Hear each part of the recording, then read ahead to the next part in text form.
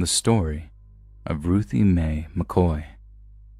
At around 8:45 on April 22nd of 1987, Ruthie Mae McCoy made a 911 call from her 11th floor Abbott apartment on West 13th Street, Chicago. After the police dispatcher asked Ruthie what manner of assistance she required, he found her response to be incredibly perplexing. In effect, Ruthie told them that someone was trying to get into her home via the bathroom cabinet. "They want to break in," he asked. "From where?" "They want to come through my bathroom," Ruthie replied. "I'm on the other side. They're trying to reach in through my bathroom cabinet." The dispatcher had already established that Ruthie was on the 11th floor of a 13th Street high-rise. There was no way anyone was climbing through her bathroom window, and absolutely no way of them using her bathroom cabinet as some kind of doorway. The dispatcher was most certainly concerned for Ruthie's safety, but it seemed to them that the biggest threat to her well-being was herself. She sounded frightened, that much was certain, but if she truly believed that people were trying to break into her apartment through her bathroom cabinet, she must have been having some kind of mental breakdown. The dispatcher told Ruthie that the cops were on their way, but he logged the call as a disturbance with a neighbor as opposed to an assault in progress. It wasn't a high-priority call, but the cops would get there eventually to check up on her. When the cops finally arrived at Ruthie's apartment, they knocked on the door but received no reply. After their knocks went unanswered, the police attempted to enter the apartment using a key given to them by an attendant in the housing office, but left when the key failed to unlock the door. The next evening, Chicago PD received a call from one of Ruthie's neighbors who was worried about her whereabouts, considering she had seen police at her door the night before and still had not seen Ruthie. Chicago police and Chicago Housing Authority security guards arrived back at McCoy's apartment shortly afterward, and after the knocks and calls for McCoy went unanswered, officers suggested breaking the door down, but unbelievably were prevented from doing so by the CHA security guards, who told them they'd sue the city for damages if they got fired from their jobs. The following evening, pressures from the cops forced the Chicago Housing Authority to act, and they sent over a representative with a carpenter, who drilled the lock on the door. It was then that they made a horrifying discovery: the dead, decaying body of Ruthie Mae McCoy. Homicide detectives discovered that she had been shot in her left shoulder, left thigh, the right side of her abdomen, and right upper arm. It also became obvious that whoever had shot Ruthie Mae was known to her and was able to gain access to her apartment without breaking and entering. Yet they discovered that Ruthie had locked her door from the inside and the key was still on its hook near the threshold. So how had they gotten in and out of the apartment? Detectives reviewed the 911 call Ruthie made on the night of her death. When she mentioned her killers trying to get in through the bathroom cabinet, a deep chill fell over the two men. It was impossible, like something out of a horror movie. But there had to be a rational explanation for what Ruthie was saying, as she was obviously not imagining anyone in her mirror. Detectives returned to the scene of the crime, intent on fully analyzing this bathroom cabinet that Ruth had mentioned. To the naked eye, it appeared to be a regular bathroom cabinet. Mirrored door, sterile white insides dotted with cosmetics and medicines. There were no secret doors inside of it, and there were certainly no supernatural portals to hellish otherworldly realms. In a show of mild frustration, one of the detectives either shook or struck the cabinet, only for each of them to notice something curious about it. It visibly shifted. We can imagine the moment. One detective silently looking at the other with surprise, before returning to shift the cabinet again. Before long, they discovered they could do more than just shift the thing. They could remove it entirely, revealing a gaping hole in the wall. As it turned out, the ABLA projects, which Ruthie called home, had a rather unusual architectural quirk built into it, in that certain apartments connected to one another via a narrow tunnel that ran behind the bathroom cabinets of opposite apartments. This design was intended to provide easy access to plumbing fixtures if maintenance was ever needed, and in some cases, apartments above and below each other were also connected by similar means.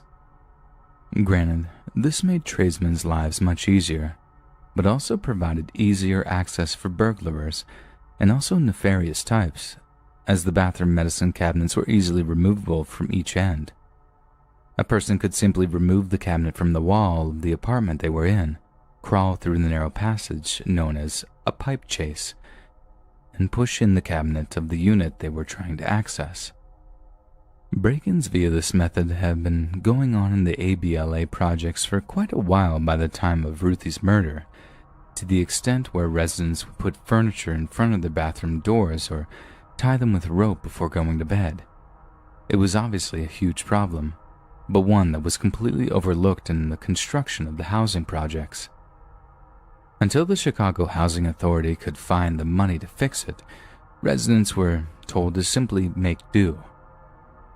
Ruthie's apartment, number 1109, happened to be connected to number 1108, and this is obviously where her killers emerged from. Number 1108 was indeed being rented at the time, and it's believed that the tenant on record was actually a drug dealer who allowed his customers to use the apartment as a drug den. These shady drug-using types must have either entered or heard about the flaw in the architecture and decided to use it to their advantage. Two ALBA residents, Ted Turner, then aged 18, and 21-year-old named John Honduras, were charged with murder, home invasion, armed robbery, armed violence, and residential burglary. A number of witnesses claim they saw the two men carrying McCoy's 19-inch color TV and rocking chair around the projects in the hours following Ruthie's murder. After years of arrests and continual investigation, the charges against the two men were dropped due to lack of investigation, and the Ruthie's killers were never officially charged or imprisoned. Even without the supernatural element, the idea of someone being able to violently break into your apartment via what amounts to a secret passage is absolutely terrifying. Very few of us ever seen the blueprints to the apartment buildings or houses that we live in, and even few are actually interested in doing so. And so how do you know for certain that there isn't some kind of secret entrance to your apartment? And if there is, how do you know there isn't someone sneaking along it right this instant, ready to jump out on some poor unsuspecting scary story fan to give them their own personal horror story?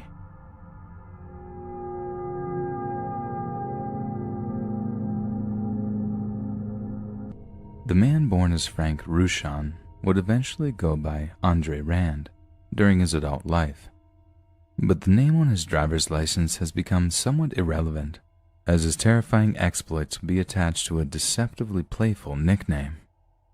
Born in New York City on March 11th of 1944, Rand would spend most of his life around Staten Island, going on to be one of the most infamous criminals that the Northeast has ever known.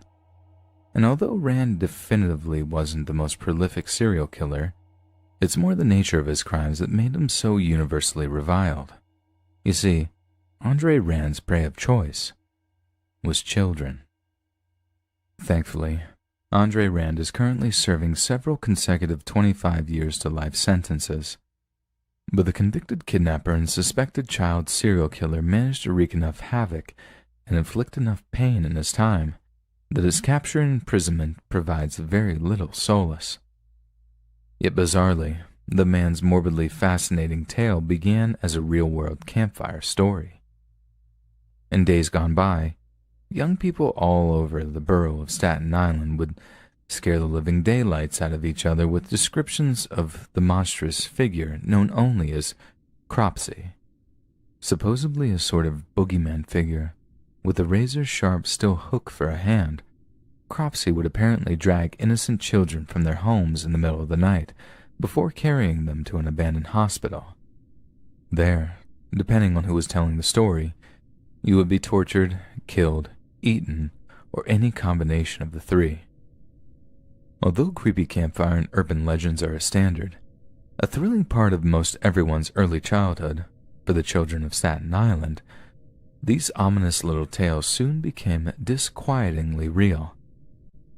The line between fact and fiction began to blur as local children began to vanish in real life, but when their cold, dead bodies were found, it made it clear that this was no mere campfire tale.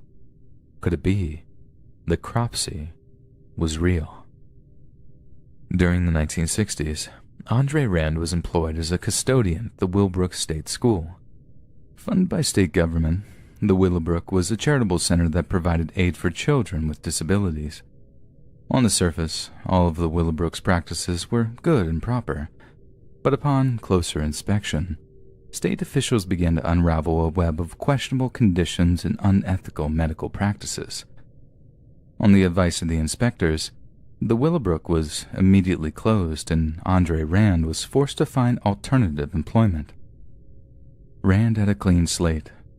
He could have pursued just about any manner of unskilled labor, but instead, he chose to pursue an even more horrifying career. Between the date of the Willowbrook's closing in the early 1970s, several young girls went missing in the area surrounding the abandoned hospital. The first was a 5-year-old Alice Piera. On July 10, 1972, the happy-go-lucky toddler seemed to simply vanish into thin air while playing in the street just outside her house, a street located just a few miles southeast of the old Willowbrook Hospital. For a while, the whereabouts of the small child remained a complete mystery. Yet there was something else the local townsfolk were unaware of, that Andre Rand once went by Frank Ruchon, and Frank Ruchon had once served 10 months in prison for the abduction of several small children. The fact he only did 10 months stems from the fact that his defense attorney managed to essentially haggle a judge down to a conviction of false imprisonment, a crime with a considerably lower penalty than kidnap or abduction. But the conviction was enough to smear Frank's name for good, and so he came up with a rather simple and cunning solution. He changed it, and after moving out to Staten Island, became Andre Rand. Yet as much as Rand could hide his identity from the townsfolk, he couldn't hide his identity from police officers who were well aware of his legal change of name. So when little Alice Pereira went missing on that warm July evening, the police considered Rand to be the prime suspect. Despite their convictions, evidence was flimsy and not nearly enough to gain a solid conviction in a court of law. And so, as the cops chose to hold their horses, the bodies began to pile up. On July 15, 1981, 7-year-old Holly Ann Hughes went missing. Her parents filed a missing persons report, while several witnesses claimed to have seen the girl with Rand shortly before her disappearance. Once again, no actual evidence led to no actual arrest. 2 years later, Rand once again became the prime suspect when 11-year-old Tyhees Jackson disappeared. Then in 1984, 21-year-old Hank Gaffario vanished. These unnerving incidents left the nearby townsfolk racked with terror, a terror that was exacerbated by the fact that not a single person was apprehended, with all at a loss for a potential motive. It was a whopping 3 years before local law enforcement finally caught a break in their investigation, when 12-year-old girl Jennifer Swagger was reported missing on July 9th of 1987. The search for her, or her body, lasted 35 days, and ended in the traumatic unearthing of her body in a wooded area on Staten Island. According to the New York Times, Swagger was found dead in a shallow grave on the former property of the Willowbrook State School. By the time Jenny Swagger's body was found, police decided they had to act, and Andre Rand was arrested and charged as a suspect in the murder. Once again, prosecutors fell afoul of court procedure and found they were unable to convict Rand on the murder charge, with there only being enough evidence to irrefutably convict him of kidnapping. This was 1988. Prosecutors had Rand exactly where they wanted him, in a federal penitentiary, where he'd stew while they worked on convicting him of the other child murders.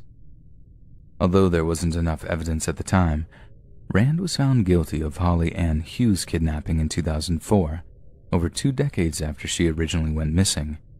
And since there is no statute of limitations for New York for first-degree kidnapping, prosecutors ensured that Rand wouldn't escape justice for his historic depravities.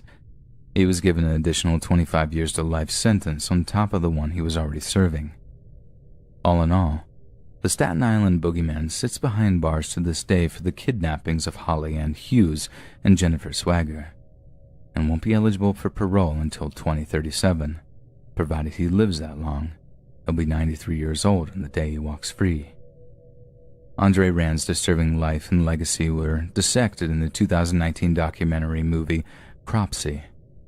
The film premiered at the Tribeca Film Festival that year and won the Grand Jury Prize for its enthralling narrative and slick production quality, and on watching it, it's easy to see why.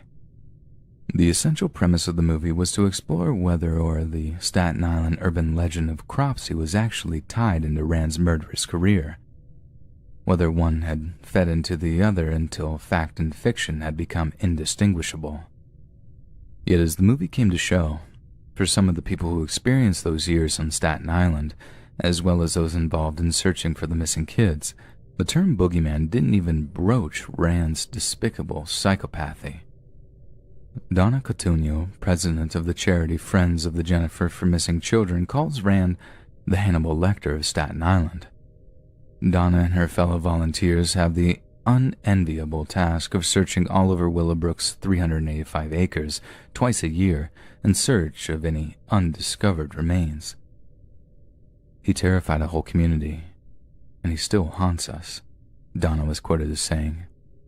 For some kids, it's like if Corpsey was real. What else aren't they telling us, you know? And I don't know. Sometimes I feel a little of that too. At the end, Andre Rand was arrested, imprisoned, and may never see the light of day again. But nevertheless, his impact on the Staten Island community is immeasurable, and Cropsey has left behind massive psychological trauma that may well last for generations. Some of those children are still missing. The remains are still out there, somewhere. And as the years go by, and their bones are pulled one by one from the cold earth, entombing them, the memories of Rand's reign of terror will come back flooding, over and over again. And maybe that's what makes the Cropsey story so well and truly terrifying. The core lesson in the story, the frightful foundation of its message, is that the boogeyman is real, and he wears the faces of men.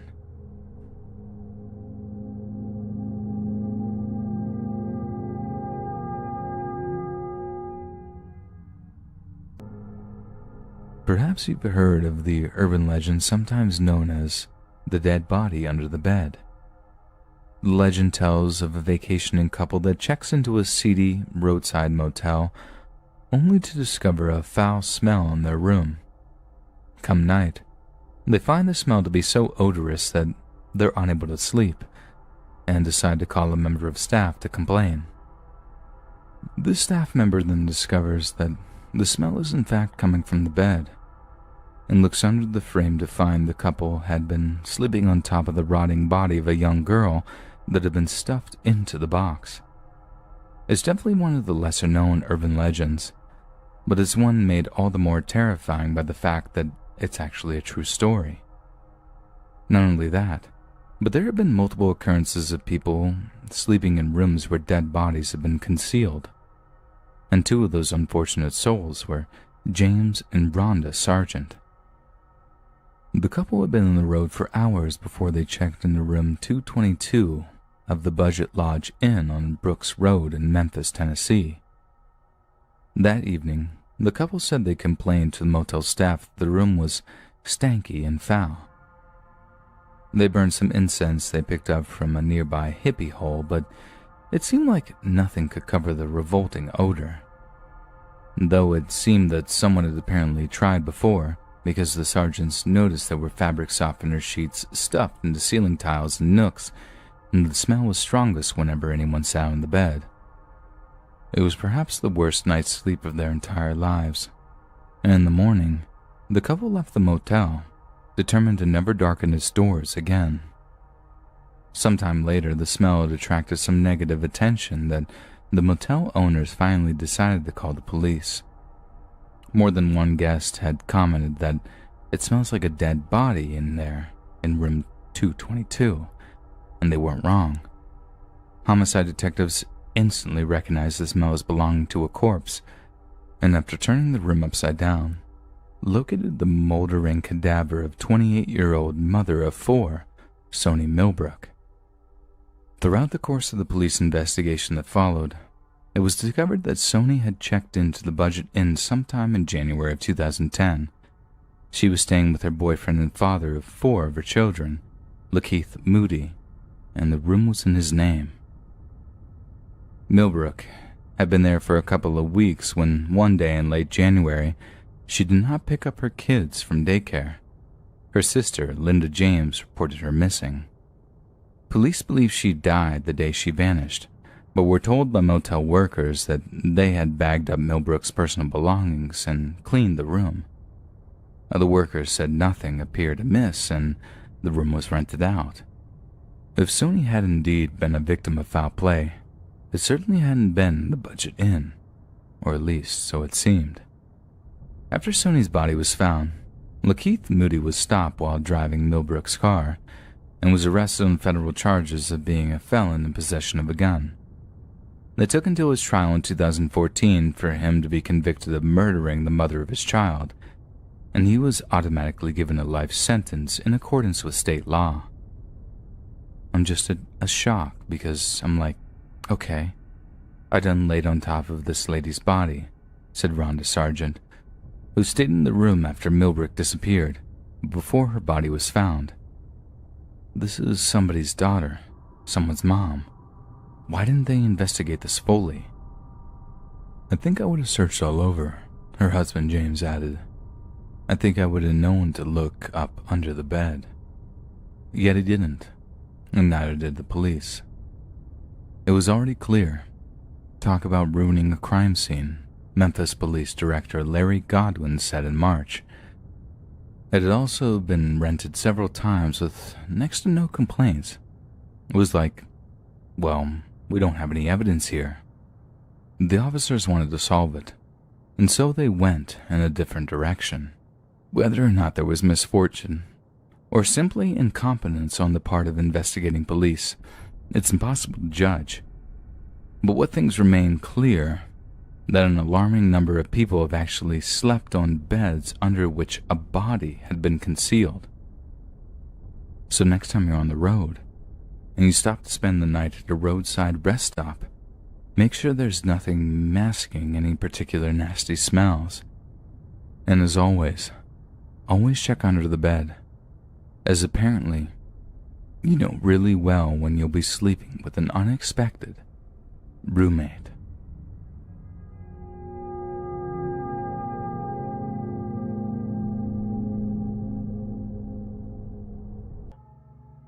Ironically, one of the most horrifying true urban legends is perhaps one of the least known, at least in the US anyway. Because up in Toronto, Canada, almost everyone has heard the story of the Leaping Lawyer. According to the story, one well-to-do lawyer was overly keen on showing off all the features of his extravagant office space. Set into a huge glass skyscraper, the firm who made the huge plate glass windows of the office boasts that their windows were unbreakable, and that it would take a shot from an artillery gun to successfully shatter them. Apparently, this well-to-do lawyer was a fan of proving them right, and had a rather terrifying office party trick that he often used to wow his guests. Right when the party was in full swing, he would take a running jump at the plate glass windows after announcing, "Goodbye, cruel world." Those in attendance would scream in horror as the lawyer leapt towards the window, only to be met with his hysterical laughter when he harmlessly bounced off the toughened, polished glass.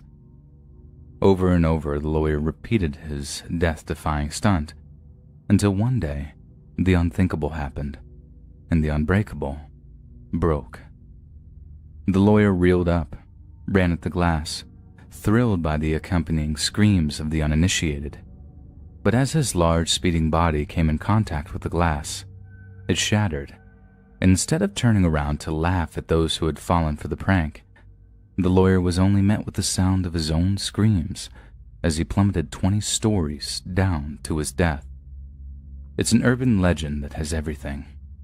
The impossible is possible, the arrogant are punished, and it's about as theatrical as urban legends get. Yet perhaps the real horror only comes when we learn that the entire story is completely and utterly true. After completing an engineering degree before attending law school, Gary Hoy took a job practicing corporate and securities law in the eastern Canadian city of Toronto. He worked for a firm known as Holden Day Wilson, a law firm located on the 24th floor of the Toronto Dominion Centre. Then on July 9, 1993, Hoy happened to notice someone giving a tour of the office to a group of articling students from a nearby university. Like he had done many times before, he attempted to demonstrate the strength of the structure's window glass by slamming himself into a window. So, in order to give the students a good fright, Hoy took his usual run-up and slammed into the plate glass. This is where the urban legend differs from the true story, as it turns out the glass was indeed unbreakable and remained unshattered even on the day of Hoy's death.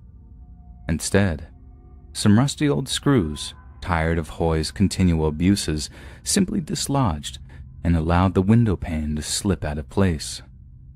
Right there, in front of the completely unsuspecting students, Gary Hoy screamed as he slipped through the gap in the floor and the window, plummeting 24 stories to his death. The building's structural engineer Bob Greer was contacted by the Toronto Star for comment. When he learned of Hoy's folly, he was quoted as saying, "I don't know of a single building code in the entire world that would allow a 160-pound man to run up against a window like that. He must have been out of his freaking mind." In another interview, the glass company who made the panes was quick to state that the windows didn't actually break. "We just want to make that clear. It popped out of its frame. That's what caused Mr. Hoy to fall. Shoddy workmanship, not our product." Holden Day Wilson never recovered from Hoy's death, and it was definitely one of the factors that contributed to the firm's eventual closure less than 3 years later. At the time, it was the largest law firm closure in Canadian history, but national newspapers seemed to forget that Hoy's death even occurred. The firm's closure was blamed on mismanagement and financial discrepancies, and the fact that Gary's ghost had haunted all those that had witnessed his death was totally ignored. Maybe that's because the story became so frequently mentioned in fictional media, referenced so heavily on TV and in film, that people just assured it was the fabrication of some overly imaginative writer. And we can understand why. The tale is truly a horrifying one, something we'd rather tell ourselves didn't happen rather than facing the bone-chilling truth that a man really did end up taking his own life, all because of a dumb prank.